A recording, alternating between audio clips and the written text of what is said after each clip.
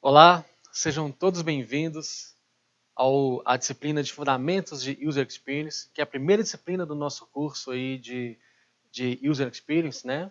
E essa disciplina ela tem esse caráter de ser um voo panorâmico sobre todo o curso. Nós vamos tratar de todos os assuntos abordados no curso, né? Então essa disciplina nossa ela tem essa característica de ser mais abrangente e de dar fazer um passeio com vocês por todo o curso, por todo o conteúdo do curso, né? E nesse primeiro capítulo dessa disciplina de Fundamentos de User Experience, nós vamos falar sobre os princípios de design de interação, né? Os princípios de design de interação e os problemas de design que acabaram por motivar estudos na área de princípios de design, né? Os principais autores, os principais pesquisadores dessa área. Então, esse primeiro capítulo ele é um capítulo introdutório, ele é um capítulo que vai vai deixar aí com vocês os fundamentos que sustentam tudo que se sabe sobre o X, né, o estado da arte do que se sabe sobre o X, tanto na academia quanto no mercado. Certo? Então vamos lá. Nós vamos falar nesse capítulo 1 sobre os tópicos, os problemas de design, os problemas comuns de design que todos nós cometemos e que a grande maioria dos produtos já comete, já traz em si alguns problemas, problemas típicos, problemas que a gente precisa resolver e problemas que a gente não pode mais cometer, né? E a motivação, o que motiva algumas pessoas do mercado, a academia, a se debruçar sobre esses problemas e quais são as soluções que eles trouxeram após isso, né? Nesta aula nós vamos falar sobre, né, nesse tópico, nós vamos falar sobre os problemas de design, as motivações e vamos falar dos princípios de design criados por Donald Norman. Donald Norman é talvez o maior expoente nessa área de user experience, né? Talvez seja uma das pessoas mais importantes, junto com Jacob Nielsen, Kuniavsky, o Morvillo, Hansefeld, mas o Norman ele ocupa um lugar especial aí nesse panteão de pesquisadores e de gurus do user experience, certo? Então vamos lá. Começando aí com uma breve definição sobre user experience, é bom a gente já começar a desmistificar alguns conceitos, né, e a nivelar o que a gente sabe sobre user experience para que a gente não tenha uma ideia talvez um tanto deturpada do que se trata o user experience. Então vamos lá. User experience, né, o UX, né, o X é uma sigla para user experience, né, UX, como alguns dizem, né. Às vezes eu falo X, às vezes eu falo UX, isso aí não tem tanta importância, mas a sigla UX, a sonora, né, o UX, ela serve para poder designar o user experience. Tudo que se estuda, tudo que se sabe, tudo que se promove sobre user experience, né, sobre tratar a experiência do usuário com produtos interativos. Então, essa primeira frase aí da Whitney Hess, né, que é uma pesquisadora também dessa área, ela fala que a maioria das pessoas acredita que user experience é somente encontrar a melhor solução. A melhor solução para os seus usuários, a melhor solução de interação, a melhor solução de design, mas não é. Né? Não é só isso. Né? Não é apenas encontrar o melhor jeito de fazer uma coisa. Não é encontrar o jeito mais fácil para o usuário e propor esse jeito mais fácil para o usuário. User Experience não é só isso. Né? Veja bem, o X, abre aspas, o X trata sobre definir o problema, eu até coloquei isso em negrito, não por acaso, trata sobre definir o problema que precisa ser resolvido, ou seja, o que precisa ser resolvido, definir para quem esse problema precisa ser resolvido, então para quem, eu também coloquei em negrito, e esse para quem o problema precisa ser resolvido seria o quem, né? Para quem esse problema precisa ser resolvido? Quem são os usuários? A gente vai ter um capítulo aí, o capítulo 2, que é só sobre pesquisa de usuários. É um capítulo que se destina apenas a entender quem é o usuário. Então, recapitulando, o X trata sobre definir o problema, ou seja, o que precisa ser resolvido. para quem esse problema precisa ser resolvido, né? Então, quem é o fruto da nossa pesquisa, e definir o caminho, né? Seria o como, o caminho que deve ser percorrido para resolvê-lo. Então, o que, o quem e o como. Isso essa é uma boa definição de UX, uma das que eu mais gosto, porque ela é a mais abrangente de todas, né? O UX ele tem essa preocupação de entender o problema. O X também se preocupa em como resolver esse problema. O X trata muito do processo também, né? O X se preocupa muito com o processo, com a maneira de resolver os problemas. E também o como resolver, né? O como, o que precisa ser feito e para quem, né? Então, essa é uma boa definição aí de User Experience, vocês podem já levar com vocês. Falando de problemas de design, a gente vai ver que são problemas graves, mas que infelizmente são bastante comuns, né? Mas antes de falar desses problemas, né, eu quero falar o que o X não é.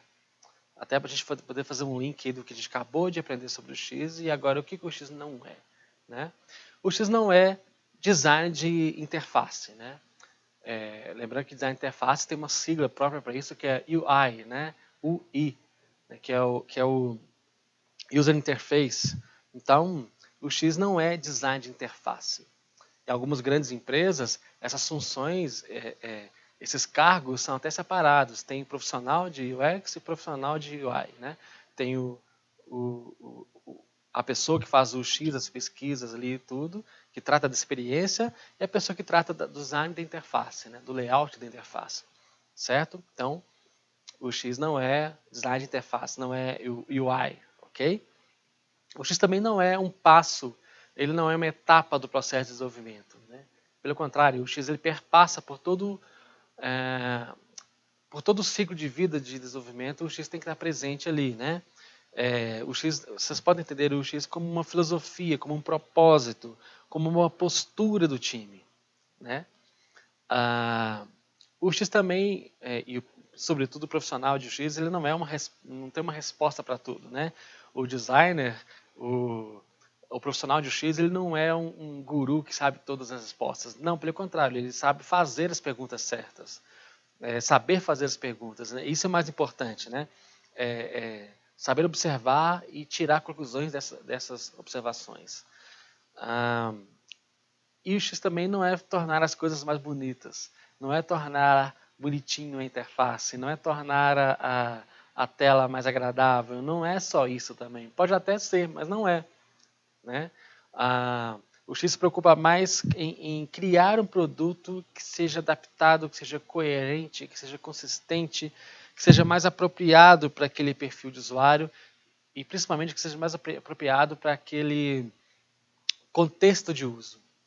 Então, você tem o perfil de usuário e o contexto de uso. Então, é muito importante que a gente entenda que o X não é deixar a tela bonitinha, não.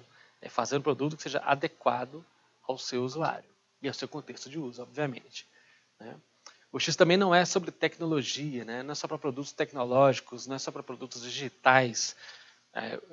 Uma porta tem um X, um elevador tem um X, uma câmera fotográfica tem um X, né? Então, o X não é só sobre produtos digitais, eletrônicos ou tecnológicos, né? Se bem que tecnologia, tudo tem tecnologia, né? Uma porta tem tecnologia. Então, o X trata sobre qualquer coisa com as quais eu possa interagir. Qualquer produto que eu preciso utilizar e que aquela minha ação tem algum efeito. O X trata sobre isso, ok?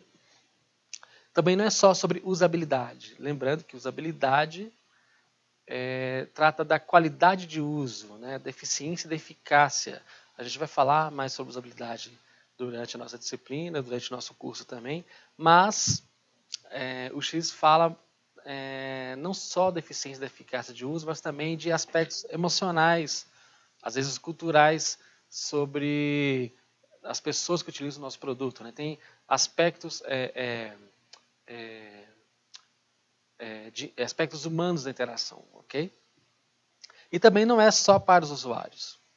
Talvez essa seja um tópico que mais anime as pessoas, né? Porque o X não trata só dos usuários lá na ponta, o X também quer saber do como, lembra da definição passada? Do slide anterior, né? O X ele quer melhorar o processo, o X quer melhorar como se faz um produto, o X se preocupa com a qualidade da equipe, a qualidade do ambiente de desenvolvimento. O X também se preocupa com o retorno do negócio, né? A função do X é fazer um produto que seja coerente, aderente aos usuários, que os usuários gostem de usar, criar interfaces que sejam desejáveis, que promovam uma experiência positiva, e isso se reflete em lucro, em receita para a empresa, né? O X não é altruísmo, né? Eu dou uma aula sobre usabilidade, sobre acessibilidade também. Eu costumo falar que a usabilidade e acessibilidade eu as coloco dentro do mesmo guarda-chuva do X, e eu costumo dizer que usabilidade, acessibilidade, UX, essas coisas não são altruísmo. Trabalhar com X, trabalhar com usabilidade, trabalhar com acessibilidade não é ser bonzinho, porque pode dar lucro, né? Pode dar receita. Então não é só ser bonzinho, né? Então, se o X não é nada disso que eu acabei de falar, então para que precisamos de um X, né? Por que a gente precisa se debruçar sobre isso? Por que estamos aqui aprendendo sobre User Experience? Porque o mundo é um lugar difícil de usar, né? Quem nunca passou por experiências como essa, né? Desde abrir uma embalagem de CD, que é uma coisa, um trabalho hercúleo, né? Então colocar uma mão no pote de gel, se a sua mão não cabe ali dentro do gel. Então, o mundo é um lugar difícil de usar. A gente tem exemplos, são inúmeros, né? Se a gente estivesse aqui numa aula presencial, eu poderia perguntar para vocês problemas de experiência de uso, problemas de usabilidade em equipamentos urbanos, em produtos domésticos, eletrônicos, websites, aplicativos, né? Ou seja, existe muito problema para ser resolvido no campo do design, né? A gente pode ver aqui alguns exemplos nesse slide, né? E existem muitos outros espalhados por aí, né? O mundo realmente é um lugar difícil de usar. Nesses slides vocês podem ver aí o exemplo de uma cédula de votação na eleição do ano 2000, a eleição que elegeu George W. Bush como presidente dos Estados Unidos, né? Existe um grave problema de design, né, nessa cédula, e essa cédula foi utilizada na Flórida, né, em Palm Beach, na Flórida, e foi justamente aqui em que as pesquisas anteriores mostravam uma larga vantagem do Al Gore, que era o candidato que concorria com George W. Bush ali nas eleições. O Al Gore tinha uma larga vantagem, só que quando foram apurados os resultados, eles perceberam que o Bush venceu a eleição nesse estado aqui, e vocês podem ver por quê. Porque existe um grave problema ali de interpretação, ou melhor, essa cédula leva a um erro de interpretação. Então, vocês podem olhar esse case aí na internet, depois procurem saber sobre a cédula de votação da Flórida, né, entre Al Gore e George W. Bush, que é um dos maiores problemas de design de experiência já registrados na história. E vejam vocês como é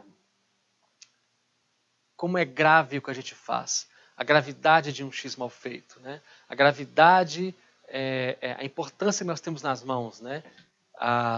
Todos se lembram que nessa eleição do ano 2000, a vantagem do Bush foi mínima. O Bush ganhou por muito pouco do Al Gore, né? Então, muito provavelmente, esse tipo de erro aqui pode sim ter influenciado os resultados, né? Então, para a gente ter uma noção da gravidade em se trabalhar com o X, ok? Outra coisa que talvez seja uma das grandes causas dos problemas de design é que os objetos eles são desenhados na visão do dono, na perspectiva do dono do negócio e não dos usuários. Ou seja, o produto sai do jeito com a cara e do jeito que o dono quer, que o dono do negócio quer, mas ele não se interessa pelo que o público lá fora está querendo, né? Então, produtos que têm a cara do dono ou aquele dono que bate o pé e fala assim, não, o produto é meu, vou ser do jeito que eu quiser, né? Esse tipo de postura e esse tipo de produto acaba causando uma síndrome chamada a síndrome do painel de avião, né?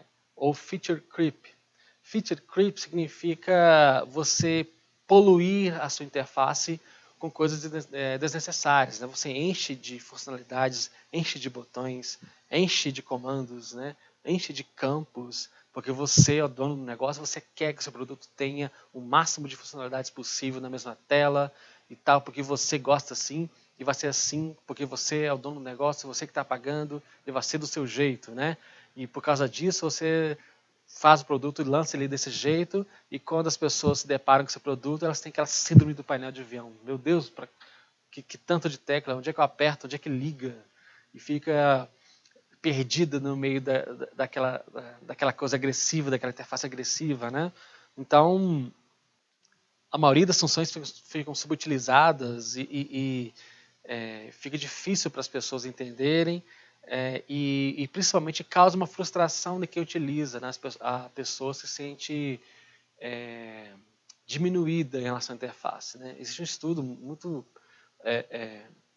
bem difundido do Jacob Nielsen que fala que os produtos causam frustração nas pessoas, as pessoas se sentem humilhadas, né? Se sentem diminuídas. Eu sou um idiota, eu não sei utilizar isso. Eu sou burro e tudo mais, né? A pessoa introjeta a culpa por não utilizar o produto, mesmo a culpa não sendo dela. A gente vai falar mais disso daqui para frente. Então, essa síndrome do painel de avião, ou feature creep, como queiram, né? Pode chamar de qualquer maneira. Então, são sintomas muito comuns dessa postura que eu acabei de falar.